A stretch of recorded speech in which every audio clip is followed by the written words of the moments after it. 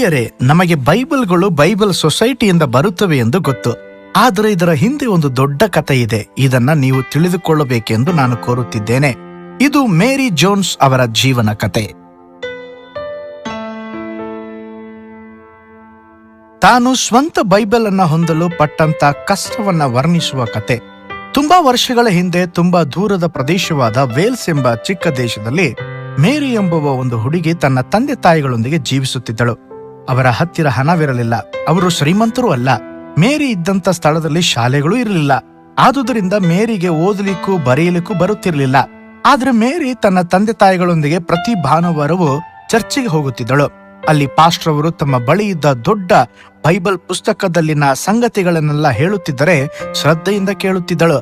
ಅಲ್ಲಿ ಬೈಬಲ್ ಇಂದ ನೋಹ, ಈಸಾಕ್, ಯಾಕೋಬ್, ದಾವೀದರಂತಹ ದೊಡ್ಡ ವ್ಯಕ್ತಿಗಳ ಕುರಿತು, ಯೇಸು ಕ್ರಿಸ್ತನು ಮಾಡಿದ ಅದ್ಭುತ ಕಾರ್ಯಗಳ ಕುರಿತು ಕೇಳುವುದು ಮೇರಿಗೆ ಎಷ್ಟೋ ಆನಂದವಾಗುತ್ತಾ ಇತ್ತು. ಪಾಸ್ಟರ್ ಅವರು ಹೇಳಿದ ಕಥೆಗಳನ್ನೆಲ್ಲ ನೆನಪಿನಲ್ಲಿಟ್ಟುಕೊಳ್ಳುವುದಕ್ಕೆ ಮೇರಿ ಎಷ್ಟೋ ಪ್ರಯತ್ನ ಪಡುತ್ತಿದ್ದಳು. ಆದರೆ ಮರೆತು ಹೋಗುತ್ತಿದ್ದಳು. ಒಂದು ಸಾರಿ ಮೇರಿ ಅವರ ಅಪ್ಪ ಆ ಊರಿನಲ್ಲಿ ಶಾಲೆ ತೆರೆಯುತ್ತಿದ್ದಾರೆ ಎಂಬ ಶುಭ ವಾರ್ತೆ ಅವಳಿಗೆ ಹೇಳಿದರು. ಕೂಡಲೇ ಮೇರಿ ತಾನು ಓದು ಬರಹ ಕಲಿತು ತಾನೇ ಸ್ವತಃವಾಗಿ ಬೈಬಲ್ನಲ್ಲಿರುವ ಕಥೆಗಳನ್ನ ಓದಿ ಕಲಿತುಕೊಳ್ಳುತ್ತೇನೆ ಎಂದು ಸಂತೋಷ ಪಟ್ಟಳು. ಆದರೆ ಆ ದಿನಗಳಲ್ಲಿ ಬೈಬಲ್ ಪುಸ್ತಕದ ಬೆಲೆ ತುಂಬಾ ದುಬಾರಿಯಾಗಿತ್ತು. ಮೇರಿ ಪಕ್ಕದ ಮನೆಯಲ್ಲಿರುವ ಶ್ರೀಮತಿ ಏವನ್ಸ್ರ ಬಳಿ ಮಾತ್ರ ಸ್ವಂತ ಬೈಬಲ್ ಇತ್ತು. ಬೈಬಲ್ ಕಥೆಗಳೆಂದರೆ ಬಹಳ ಇಷ್ಟ ಎಂಬುದಾಗಿ ಪಕ್ಕದ ಮನೆಯ ಶ್ರೀಮತಿ ಏವನ್ಸ್ ರವರಿಗೆ ಗೊತ್ತಾಗಿ ಒಂದು ದಿನ ಮೇರಿಯನ್ನ ತನ್ನ ಮನೆಗೆ ಕರೆದು ಬೈಬಲ್ ಓದುವಂತೆ ಕೇಳಿಕೊಂಡರು. ಶ್ರೀಮತಿ ಏವನ್ಸ್ ರವರ ಮನೆಗೆ ಹೋಗುತ್ತಿದ್ದಂತೆ ಒಂದು ಅಂದವಾದ ಟೇಬಲ್ನ ಮೇಲೆ, ಒಂದು ವಸ್ತ್ರದ ಮೇಲೆ ಒಂದು ದೊಡ್ಡ ಬೈಬಲ್ ಎಷ್ಟೋ ಚಂದವಾಗಿ ಕಾಣಿಸುತ್ತಿತ್ತು. ನನಗೂ ಸಹ ಸ್ವಂತ ಬೈಬಲ್ ಇದ್ದಿದ್ದರೆ ಎಷ್ಟೋ ಚೆನ್ನಾಗಿರುತ್ತಿತ್ತು ಮೇರಿ ಅಂದುಕೊಂಡಳು. ಮೇರಿ ಹೇಗಾದ್ರೂ ಸರಿ, ಏನು ಮಾಡಿ ಆದ್ರೂ ಸರಿ, ತನಗಂತ ಒಂದು ಬೈಬಲ್ ಅನ್ನ ಕೊಂಡುಕೊಳ್ಳಬೇಕೆಂಬುದಾಗಿ ನಿರ್ಣಯಿಸಿಕೊಂಡಳು. ಬೈಬಲ್ ಕೊಂಡುಕೊಳ್ಳುವುದಕ್ಕೆ ಬೇಕಾಗಿರುವ ಹಣವನ್ನ ಮೇರಿ ಕಷ್ಟಪಟ್ಟು ಸಂಪಾದಿಸಲು ಪ್ರಯತ್ನಿಸಿದಳು. ಸೌದೆ, ಬಟ್ಟೆ ಮುಂತಾದವುಗಳನ್ನ ಶೇಖರಿಸಿ ಅವುಗಳನ್ನ ಸಂತೆಯಲ್ಲಿ ಮಾರಿ ಹಣ ಸಂಪಾದಿಸುತ್ತಿದ್ದಳು. ಇನ್ನು ಬಟ್ಟೆ ಹೊಲಿಯುತ್ತಾ, ಚಿಕ್ಕ ಮಕ್ಕಳನ್ನ ನೋಡಿಕೊಳ್ಳುತ್ತಾ 6 ವರ್ಷಗಳು ಪ್ರಯಾಸಪಟ್ಟು ಕೊನೆಗೆ ಬೈಬಲ್ ಕೊಳ್ಳಲು ಬೇಕಾಗಿರುವ ಹಣವನ್ನ ಸಂಪಾದಿಸಿದಳು. ಮೇರಿ ಇದ್ದ ಊರಲ್ಲಿ ಬೈಬಲ್ಗಳು ಇಲ್ಲ. ಬೈಬಲ್ಗಳಿಗಾಗಿ ಮೇರಿ ಇರುವ ಊರಿನಿಂದ ತುಂಬಾ ದೂರ ಇರುವ ಬಾಲಾ ಎಂಬುವ ಊರಿಗೆ ಹೋಗಬೇಕಾಗಿತ್ತು. ಆಗಿನ ಕಾಲದಲ್ಲಿ ಬಸ್ಸುಗಳು, ಕಾರುಗಳು ಇರಲಿಲ್ಲ. ಮೇರಿ ಅಷ್ಟು ದೂರವು ನಡೆದುಕೊಂಡು ಹೋಗಬೇಕಾಯಿತು.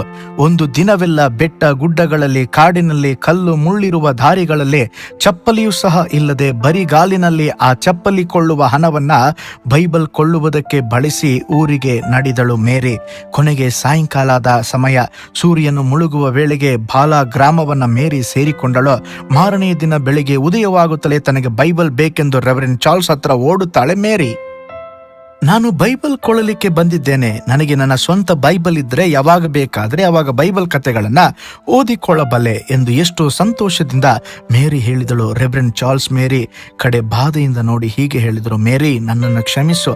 ನಿನಗೆ ಮಾರಲಿಕ್ಕೆ ನನ್ನ ಬಳಿ ಬೈಬಲ್ಗಳಿಲ್ಲ. ಅದು ಕೇಳಿದ ಕೂಡಲೇ ಮೇರಿಯ ಹೃದಯ ಒಡೆದಂತಾಯಿತು.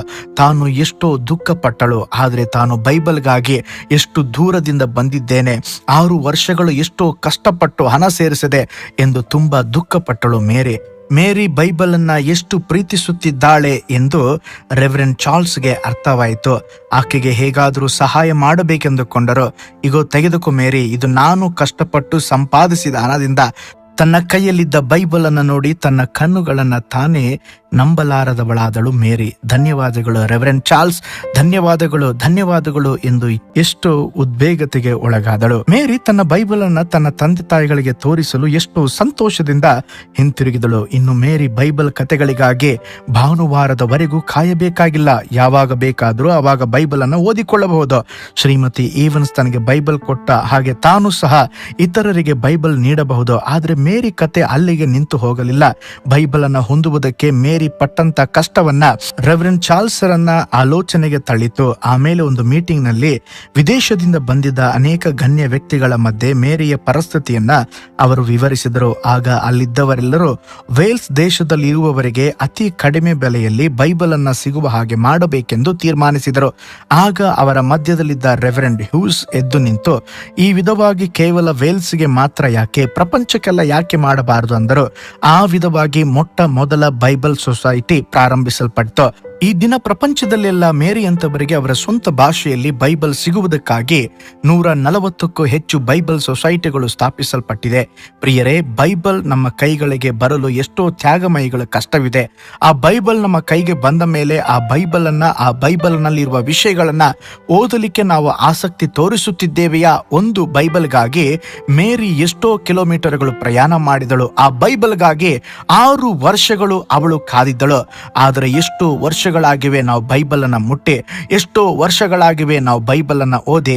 ಪ್ರಿಯರೇ, ಬೈಬಲ್ ನಲ್ಲಿರುವ ವಾಕ್ಯಗಳು ಎಷ್ಟೋ ಜನರ ಹೃದಯಗಳನ್ನ ಕದಲಿಸಿದೆ, ಅನೇಕ ಜನರ ಜೀವಿತವನ್ನ ಬದಲಾಯಿಸಿದೆ. ಬೈಬಲ್ ಅನ್ನ ಹೊಂದಬೇಕೆಂದು ತಮಗೂ ಒಂದು ಸ್ವಂತ ಬೈಬಲ್ ಇದ್ರೆ ಎಷ್ಟೋ ಚೆನ್ನಾಗಿರುತ್ತದೆಂಬುದಾಗಿ ಪರಿತಪಿಸಿದ ಜನರು ಎಷ್ಟೋ ಜನ. ಆದ್ರೆ ಈಗಿರುವಂತ ಪರಿಸ್ಥಿತಿ ಎಲ್ಲವೂ ತದ್ವಿರುದ್ಧವಾಗಿದೆ. ಇವತ್ತು ಬೈಬಲ್ ಅನ್ನ ನಾವು ಸುಲಭವಾಗಿ ಕೊಂಡುಕೊಳ್ಳಬಹುದು. ಇವತ್ತು ನಮ್ಮ ಕೈಯಲ್ಲಿ ದೇವರು ಬೈಬಲ್ ಅನ್ನ ಸುಲಭವಾಗಿ ಕೊಟ್ಟಿದ್ದಾರೆ. ಆದರೆ ಆ ಬೈಬಲ್ಗೆ ನಾವು ಬೆಲೆ ನೀಡುತ್ತಿದ್ದೇವೆಯಾ? ಪ್ರತಿದಿನ ದೇವರ ವಾಕ್ಯವನ್ನ ಓದುತ್ತಿದ್ದೇವೆಯಾ? ಪ್ರೀತಿಯುಳ್ಳ ದೇವ ಮಕ್ಕಳೇ, ಈ ಸಾಕ್ಷಿಯ ಮುಖಾಂತರವಾಗಿ ನಾವು ಸಹ ಸತ್ಯವೇದವನ್ನ ಅಸಡ್ಡೆ ಮಾಡುವುದು ಬೇಡ. ಪ್ರತಿದಿನ ಸತ್ಯವೇದವನ್ನ ಓದಿ ಸತ್ಯವೇದವನ್ನ ನಾವು ಧ್ಯಾನಿಸೋಣ. ನಮ್ಮ ಕೈಯಲ್ಲಿ ಸತ್ಯವೇದ ಇವತ್ತು ಇರುವುದಾದರೆ ಅದರ ಹಿಂದೆ ದೊಡ್ಡ ಅನೇಕ ಜನರು ಕಷ್ಟಪಟ್ಟಿದ್ದರ ನಿಮಿತ್ತ ಇವತ್ತು ನಮ್ಮ ಕೈಗಳಲ್ಲಿ ಬೈಬಲ್ ಇದೆ. ಬೈಬಲ್ ಓದೋಣ, ಮುಂದೆ ಸಾಗೋಣ. ಕರ್ತನು ನಿಮ್ಮನ್ನ ಆಶೀರ್ವದಿಸಲಿ. ಮೈ ಗಾಡ್ ಬ್ಲೆಸ್ ಯು ಆಲ್.